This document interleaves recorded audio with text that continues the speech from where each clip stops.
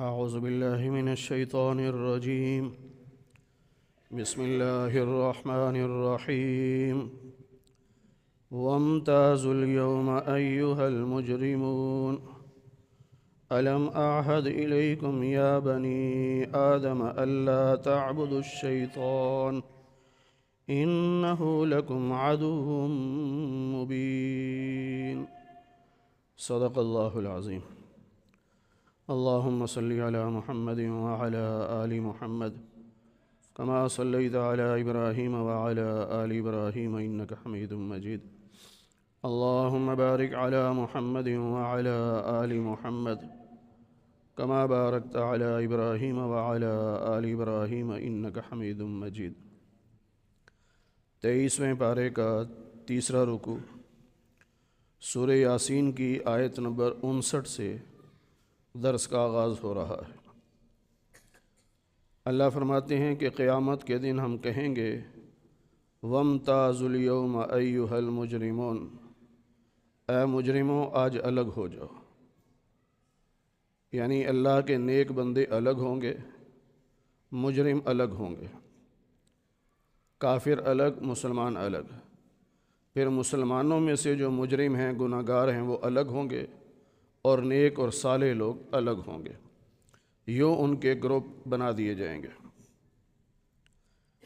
الم اعہد الیکم، کیا میں نے تم سے وعدہ نہیں لیا تھا، یعنی تمہیں بتایا نہیں تھا کہ اے آدم کی اولاد شیطان کے پیچھے نہ چلنا، شیطان تمہارا کھلا دشمن ہے۔ جب اللہ نے پہلے بتا دیا تھا کہ شیطان تمہارا دشمن ہے تو پھر بھی شیطان کے کہنے پہ چلتے رہے، تو اب انجام بھگتو پھر۔ وَأَنِ اعْبُدُونِي هَذَا صِرَاطٌ مُسْتَقِيمٌ، اور اللہ نے یہ بھی بتا دیا تھا کہ میری عبادت کرنا یہی صراط مستقیم ہے۔ اللہ کی عبادت، اللہ سے مدد، اللہ ہی کے نام کی منت ماننا، یہ ہے اصل صراط مستقیم۔ کسی کو بھی سجدہ اللہ کے علاوہ نہیں کرنا، اللہ کے علاوہ کسی سے مدد نہیں مانگنی، اللہ کے علاوہ کسی کے نام کی منت نہیں ماننی۔ تو اللہ کہتے ہیں میں نے تمہیں پہلے بتا دیا تھا۔ وَلَقَدْ أَضَلَّ مِنْكُمْ جِبِلًّا كَثِيرًا، اور اس شیطان مردود نے تم میں سے بہت سارے لوگوں کو گمراہ کیا۔ أَفَلَمْ تَكُونُوا تَعْقِلُونَ، کیا تم عقل نہیں رکھتے تھے کہ ایک طرف اللہ بتا رہا ہے کہ شیطان تمہارا دشمن ہے اور پھر بھی تم شیطان کے پیچھے چلتے رہے۔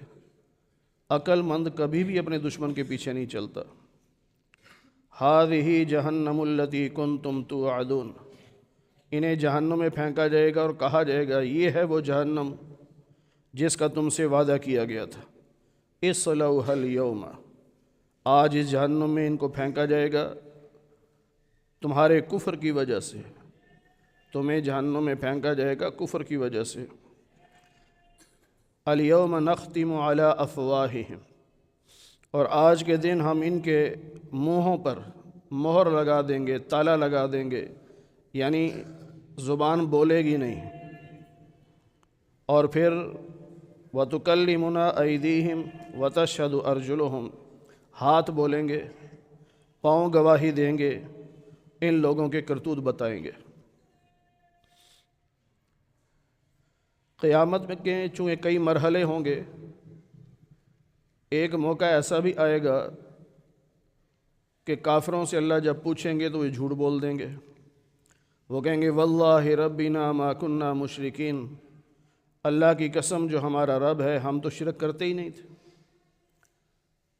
پھر ایک موقع ایسا بھی آئے گا، 15ویں پارے میں ہم پڑھ چکے سورہ کہف میں، کہ اللہ کافر سے کہیں گے کہ میرے رسول آئے تھے تو تم نے کیا کیا؟ کافر کہے گا کہ میں نے ان کو مانا، کلمہ پڑھا۔ اللہ کہیں گے نامہ اعمال میں تو یہ لکھا ہے کہ تو نے کلمہ نہیں پڑھا تھا، تو کافر تھا، فلاں فلاں گناہ کرتا تھا۔ وہ کہے گی اللہ اعمال نامہ تو نظر نہیں آتا تھا، میں تو نہیں مانتا نامہ اعمال کو۔ پھر اللہ کہیں گے یہ فرشتے کہہ رہے ہیں جو کرامن کاتبین ہیں، وہ کہے گا یا اللہ میں ان کو بھی نہیں مانتا، یہ اللہ سے جھگڑا کر رہا ہوگا۔ پھر اللہ تعالیٰ اس کے منہ کو بند کر دیں گے، اب بول نہیں سکے گا، اب اس کے ہاتھ اور پاؤں بول کے گواہی دیں گے۔ تو یہاں اس لیے اللہ نے فرمایا کہ آج ہم ان کے منہوں پر تالا لگا دیں گے، ان کے ہاتھ اور پاؤں بولیں گے، ان کے کرتوت بتائیں گے۔ وَلَوْ نَشَاءُ لَطَمَسْنَا عَلَىٰ أَعْيُنِهِمْ، اللہ فرماتے ہیں اگر ہم چاہیں تو ابھی اسی وقت ان کی آنکھوں کو ختم کر دیں، نظر ہی کچھ نہ آئے، اب یہ راستہ تلاش کرتے رہیں لیکن راستہ نہ ملے ان کو۔ اللہ کر سکتے ہیں نا، یہ تو اللہ کی مہربانی ہے کہ اللہ نے ہمیں آنکھیں دے رکھی ہیں، نظر آتا ہے۔ اللہ نے کافروں کو بھی آنکھیں دے رکھی ہیں، ان کو بھی نظر آ رہا ہے۔ اور اگر اللہ ناراض ہو اور اللہ چاہے تو آنکھیں ختم کر دے، پھر کچھ بھی نظر نہ آئے۔ وَلَوْ نَشَاءُ لَمَسَخْنَاهُمْ عَلَىٰ مَكَانَتِهِمْ، اگر ہم چاہیں تو جہاں یہ موجود ہیں وہیں زمین میں ان کو دھنسا دیں، ہم زمین پھٹے، یہ سب اندر چلے جائیں، اللہ کر سکتا ہے۔ اور پھر نہ یہ واپس آ سکیں نہ آگے چل سکیں۔ جب اللہ کا حکم آ جائے نا، پھر انسان وہاں سے ہل نہیں سکتا۔ وَمَن نُعَمِّرْهُ نُنَكِّسُ فِي الْخَلْقِ، کتنے لوگ ہیں کہ ہم نے ان کی عمریں لمبی کر دیں، اور اتنی لمبی عمریں کر دیں کہ اب ان کا جسم جو ہے وہ ٹیڑھا ہو گیا، کمر جھک جاتی ہے نا، کتنا کمزور ہو جاتا ہے انسان، کمر جھک جاتی ہے، تو اللہ کہتے ہیں ہم اتنی لمبی عمر بھی دے دیتے ہیں۔ افلا یعقلون، کیا یہ لوگ عقل سے کام نہیں لیتے کہ جس اللہ نے پیدا کیا ہے اسی کو تو ماننا ہے، اسی کی عبادت کرنی ہے، تو اتنی موٹی سی بات بھی سمجھ نہیں آتی۔ پھر اللہ فرماتے ہیں کہ یہ مکہ کے مشرک نبی پاک صلی اللہ علیہ وسلم پر الزام لگاتے اور کبھی کہتے کہ آپ شاعر ہیں، تو اللہ فرماتے ہیں وَمَا عَلَّمْنَاهُ الشِّعْرَ، ہم نے نبی پاک صلی اللہ علیہ وسلم کو شعر کا علم نہیں دیا، شعر و شاعری کا علم نہیں دیا، کیونکہ وَمَا يَنبَغِي لَهُ، یہ آپ کی شایان شان ہی نہیں ہے، آپ کی ذات تو بہت بلند ہے، اور شعر و شاعری میں اکثر تو جھوٹ ہوتا ہے، خیالی باتیں ہوتی ہیں، تصوراتی باتیں ہوتی ہیں، لیکن نبی کوئی ایسا جملہ نہیں بولتے تھے جو خیالی ہو۔ اس لیے فرمایا ان هو الا ذکر، یہ قرآن کریم ہے، یہ نصیحت کی کتاب ہے۔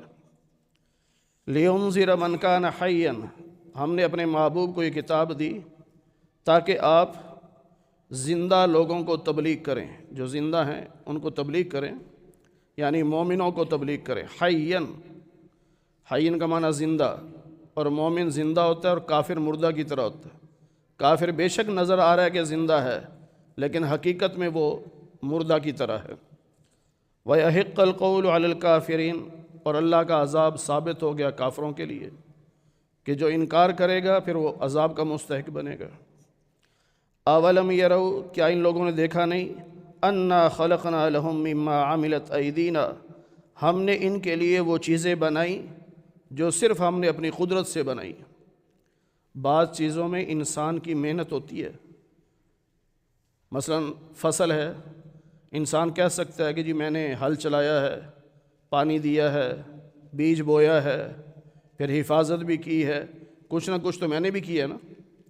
اللہ کہتے ہیں کہ وہ چیزیں جن میں انسان کا دخل ہی نہیں، جیسے جانور ہیں، اب جانور کو انسان تو نہیں بنا سکتا نا، یہ خالصتاً اللہ کی قدرت سے بنے، تو اللہ کہتے ہیں کہ یہ لوگ دیکھتے نہیں کہ ہم نے ان کے لیے جانور بھی بنائے، پھر ان جانوروں کا مالک ان کو بنا دیا، یعنی عارضی طور پر مالک انسان کو بنا دیا، اصل مالک تو اللہ ہے نا، جو کچھ بھی ہمارے پاس ہے اس کا مالک اللہ ہے، لیکن عارضی طور پر اللہ نے ہمیں مالک بنا دیا۔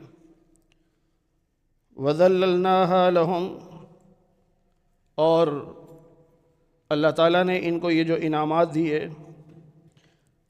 اور ان جانوروں کو اللہ نے ان کے تابع کر دیا۔ فَمِنْهَا رُكُوبُهُمْ، اب بعض جانوروں پر یہ سواری کرتے ہیں اور بعض جانوروں کا یہ گوشت کھاتے ہیں، اور بھی بہت سارے منافع ہیں، مثلا دودھ پیتے ہیں۔ افلا یشکرون، اب بھی اللہ کا شکر ادا نہیں کرتے کہ یہ جانور جس میں انسان کا دخل ہی نہیں، اللہ نے انسان کے تابع کر دیا۔ دیکھ لو کتنے بڑے بڑے جانور ہیں، انسان ان کی رسی پکڑتا ہے اور بعد دفعہ رسی بھی نہیں پکڑتا، کچھ عرصہ گھر پہ جانور رہ جائیں تو پھر رسی بھی نہیں ڈالتے، جانور کو اشارہ کرتے جانور چل پڑتا ہے، اور واپسی پہ خود بخود راستہ اس کو پتہ چل جاتا ہے، گھر پہنچ جاتا ہے خود بخود۔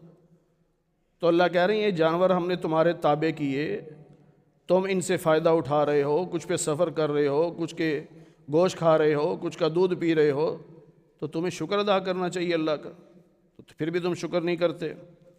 وَاتَّخَذُوا مِن دُونِ اللَّهِ آلِهَةً، شکر کیا ادا کرنا تھا، اللہ کی بجائے بتوں کی پوجا شروع کر دی، ان بتوں کو خدا سمجھ لیا، اور یہ خدا اس لیے سمجھا کہ لعلہم ینصرون،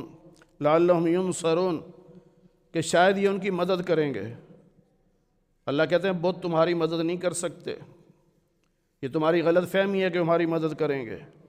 لا یستطیعون نصرہم، وہ ان کی مدد نہیں کر سکتے، بلکہ یہ لشکر ہیں محضرون، انہیں بھی قیامت کے دن حاضر کیا جائے گا، یہ سب اللہ کے سامنے حاضر ہوں گے، اور اس وقت یہ بت انکار کر دیں گے کہ یہ ہماری عبادت نہیں کرتے تھے۔ فلا یحزنک قولہم، لوگوں کی باتوں سے آپ پریشان نہ ہوں، لوگوں کا ہمیں باتیں کرنا کرتے رہیں، آپ پریشان نہ ہوں ان کی باتوں سے۔ انا نعلم ما یسرون، اللہ کہتے ہیں ہم خوب جانتے ہیں ان باتوں کو جن کو یہ آہستہ سے کرتے ہیں، اور ان کو بھی جو یہ اونچی آواز سے کرتے ہیں، اللہ کو سب پتہ ہے۔ یعنی جو باتیں یہ علل اعلان کرتے ہیں ان کا بھی پتہ ہے، اور جو باتیں دل میں چھپا رکھی ہیں ان کا بھی اللہ کو پتہ، تو ان کی باتوں سے آپ پریشان نہ ہوں۔ اولم یر الانسان انا خلقناہ من نطفہ، کیا انسان نے دیکھا نہیں کہ ہم نے اسے ایک قطرے سے بنایا، اور آج رب سے جھگڑتا ہے؟ اپنی اوقات تو دیکھ، اللہ یہ بتا رہے ہیں نا کہ انسان اپنی اوقات دیکھ، ایک گندے قطرے سے پیدا ہونے والا انسان، اور آج رب سے جھگڑ رہا ہے، رب کی بات نہیں مان رہا۔ وَضَرَبَ لَنَا مَثَلًا، ہمارے لیے مثالیں بیان کرتا ہے، یعنی ہمارے خلاف باتیں کرتا ہے، اور اپنی تخلیق کو بھول گیا، اور کہتا کیا ہے؟ مَن یحیی العظام وہی رمیم، ان ہڈیوں کو کون زندہ کرے گا جب کہ یہ بوسیدہ ہو گئی؟ ایک کافر نے پرانی ہڈیاں لی، ہاتھ میں پکڑ کے یوں مسلا تو وہ ریزہ ریزہ ہو گئی، کہنے لگا یہ ہڈیاں جو بالکل ختم ہو گئی، کون زندہ کرے گا ان کو؟ اللہ فرمانے لگے کہ اے میرے محبوب ان سے کہہ دیجئے یحییھا الذی انشأھا اول مرہ، ان ہڈیوں کو وہی اللہ زندہ کرے گا جس نے پہلی بار بنایا تھا۔ یہ ہڈیاں پہلے تو اللہ ہی نے بنائی ہیں نا، تو اللہ کے لیے کون سا مشکل، اللہ ان کو دوبارہ زندہ کرے گا۔ وَهُوَ بِكُلِّ خَلْقٍ عَلِيمٌ، وہ ہر چیز کو پیدا کرنا جانتا ہے، اس کی قدرت ہے، پیدا بھی کرتا ہے، علم والا بھی ہے، وہ سب کچھ کر سکتا ہے۔ پھر اللہ نے ایک مثال دی، اللہ وہ ہے جس نے تمہارے لیے ایک سبز درخت بنایا اور اس درخت میں آگ رکھ دی۔ درخت سبز ہے، پتے سبز ہیں، لیکن ان کے پتوں کو توڑ کے رگڑو تو آگ نکلتی ہے۔ یہ خاص درخت ہوتے ہیں، عرب میں ہوتے تھے، عرب کے ہاں آگ کس طرح ہوتی تھی، وہ ایسے ہی کرتے تھے، درخت کی ٹہنی توڑی اور اس کو آپس میں رگڑا، آگ جل گئی، اس سے آگ جلا لیتے۔ تو جو اللہ سبز درخت میں آگ رکھ سکتا ہے، تو کیا وہ اللہ ان بوسیدہ ہڈیوں کو دوبارہ زندہ نہیں کر سکتا؟ بالکل کر سکتا ہے۔ اولیس الذی خلق السماوات والارض، کیا وہ اللہ نہیں ہے جس نے آسمان اور زمینوں کو بنایا؟ بالکل اللہ ہے۔ تو کیا وہ اللہ قادر نہیں ہے کہ ان کو دوبارہ بنا دے؟ جو اللہ اتنے بڑے آسمان اور زمینیں بنا سکتا ہے، کیا وہ اس 5 فٹ کے انسان کو دوبارہ نہیں بنا سکتا؟ بالکل بنا سکتا ہے۔ بلا، کیوں نہیں، وَهُوَ الْخَلَّاقُ الْعَلِيمُ، وہ اللہ پیدا کر سکتا ہے، علم والا ہے۔ اور اللہ کی قدرت کیا ہے؟ اذا اراد شیئا، جب کسی کام کا ارادہ کرتا ہے تو اللہ کہتا ہے کن، ہو جا، فیکون، وہ ہو جاتا ہے۔ یہ اللہ کی قدرت ہے، اللہ کو کہنا بھی نہیں پڑتا، یہ تو ہمارے سمجھانے کے لیے ہے نا۔ اللہ تو جس کام کا ارادہ کر لے وہ کام ہو جاتا، تو جس کام کے ارادے پر وہ کام ہو جائے تو کیا وہ اللہ انسان کو دوبارہ نہیں بنا سکتا؟ یہ بار بار بات سمجھائی جا رہی ہے کہ مرنے کے بعد دوبارہ زندہ ہونا ہے اور اس زندگی کا حساب دینا ہے۔ لہذا اس زندگی کے ہر قدم کو سوچ سمجھ کے اٹھاؤ۔ جو قدم اٹھا رہے ہو، جو لفظ بول رہے ہو، جو کام کر رہے ہو، سوچ کے کرو کہ میں نے اس کا جواب بھی دینا ہے قیامت کے دن، تو کیا جواب دوں گا؟ فسبحان، اللہ ہر کمزوری سے پاک ہے۔ الذی بیدہ ملکوت کل شیء، ہر چیز کی ملکیت اللہ کے ہاتھ میں ہے، ہر چیز کا مالک اللہ ہے، آسمانوں کا بھی، زمینوں کا بھی، اور جتنی مخلوقات ہیں، چاہے وہ فرشتے ہوں، انسان ہوں، جن ہوں، سب کا مالک اللہ ہے۔ وَإِلَيْهِ تُرْجَعُونَ، اسی اللہ کی طرف تم لوٹائے جاؤ گے۔ یعنی آخرت کا عقیدہ پختہ کرو کہ جانا ہے رب کے پاس، پھر حساب کتاب ہوگا، پھر جواب دینا پڑے گا۔ حدیث پاک میں ہے کہ آدمی آگے چل ہی نہیں سکے گا جب تک 5 سوالوں کے جواب نہ دے لے۔ قیامت کے دن قبر میں 3 سوال ہیں اور قیامت کے دن 5 سوال ہوں گے۔ زندگی کہاں گزاری، کیا کیا تھا، خاص طور پر جوانی کن کاموں میں گزاری، پھر مال کیسے کمایا تھا، حلال یا حرام، جواب دو۔ پھر سوال ہوگا مال خرچ کہاں کیا تھا۔ صرف کمانا حلال، لوگ کہتے ہیں جی میں حلال کماتا ہوں الحمدللہ، بھائی اگلی بھی تیاری کرو نا کہ خرچ کہاں کر رہے ہو، اس کا جواب بھی دینا ہوگا۔ صرف یہ سوال نہیں ہے کہ حلال کمایا تھا کہ حرام، حلال کمایا، اب اگلا جواب بھی دے خرچ کہاں کیا۔ ہاں، جنہوں نے حرام جگہ خرچ کیا نا، بینڈ باجوں پر، شادیوں میں ڈھول ڈھمکوں پر، کیا جواب دیں گے اللہ کو؟ اچھے بھلے دیندار نمازی لوگ ہوتے ہیں، حلال کماتے ہیں، بڑی محنت سے کماتے ہیں، لیکن شادی بیاہ کے موقع پر پیسہ حرام جگہ خرچ کر رہے ہوتے ہیں، تو یہ پیسے کا جواب دینا پڑے گا کیوں حرام جگہ خرچ کیا۔ اور پھر 5واں سوال ہوگا اپنے علم پر کتنا عمل کیا۔ وہاں یہ سوال نہیں ہے کہ علم کہاں سے حاصل کیا، یہ سوال نہیں، علم تو آ گیا نا، اب جواب دو کہ تم نے عمل کیا تھا کہ نہیں کیا تھا۔ یہ ڈھول ڈھمکا حرام ہے کہ نہیں ہے؟ حرام ہے نا، سب کو پتہ ہے، ہر مسلمان کو پتہ ہے کہ حرام ہے۔ اب یہ علم آ گیا آپ کے پاس کہ ڈھول بینڈ باجا یہ حرام، اب سوال ہوگا قیامت کے دن اگر اس پہ پیسہ خرچ کیا، اس علم پر عمل کیوں نہیں کیا؟ اس لیے سب سے زیادہ قرآن جو زور دیتا ہے نا وہ آخرت پہ دیتا ہے، کہ جب اندر سے آواز آئے نا کہ ہاں میں نے مر کے زندہ ہونا ہے، اللہ کے سامنے پیش ہونا ہے، حساب کتاب ہوگا، تو پھر بندہ فکر کرتا ہے کہ میں غلط کام نہ کروں، اللہ کو کیا جواب دوں گا۔ اور اللہ تو بڑا مہربان ہے کہ اگر غلطی ہو بھی گئی اور تمہیں یاد آ گیا کہ واقعی میں نے غلطیاں کی ہیں تو فوراً توبہ کر لو، یہاں توبہ کر لیں گے تو معافی ہو جائے گی۔ اس لیے کبھی کبھی تنہائی میں بیٹھ کر سوچا کریں کہ میں نے کون کون سے جرم کیے، آپ کا ضمیر بتائے گا نا۔ یہ مولوی سے پوچھنے کی باتیں نہیں ہے کہ میں نے کون کون سے جرم کیے، آپ کا اندر یہ مفتی بیٹھا ہے ضمیر، یہ کہے گا کہ فلاں کام غلط کیا، نہیں کرنا چاہیے تھا، یہ بھی غلط کیا، نہیں کرنا چاہیے تھا۔ جو کام یاد آتا جائے کہ میں نے غلط کیا ہے وہ اس پہ توبہ کرتے چلے جائیں، یا اللہ غلطی ہوگی معاف کر دے، اور جس گناہ پہ توبہ کر لی وہ پھر مٹا دیا جاتا ہے، وہ گناہ بالکل صاف کر دیا جاتا ہے۔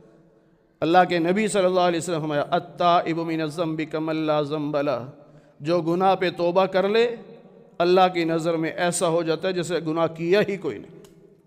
اللہ ہمیں قرآن کی سمجھ نصیب۔ الحمدللہ رب العالمین والعاقبۃ للمتقین والصلاة والسلام علی سید الانبیاء والمرسلین وعلی آلہ واصحابہ اجمعین۔ اے اللہ ہم سب کے صغیرہ کبیرہ گناہوں کو معاف فرما۔ اے اللہ درس قرآن کو اپنی بارگاہ میں قبول فرما۔ بیماروں کو صحت کاملہ نصیب فرما، بے روزگاروں کو حلال رزق نصیب فرما، مرحومین کی مغفرت فرما، ہم سب کو جنت میں اکٹھا فرما، اپنے فضل اور نبی پاک کے صدقے سے ہماری دعاؤں کو قبول فرما۔ وصلی اللہ علی النبی الکریم برحمتک یا ارحم الراحمین۔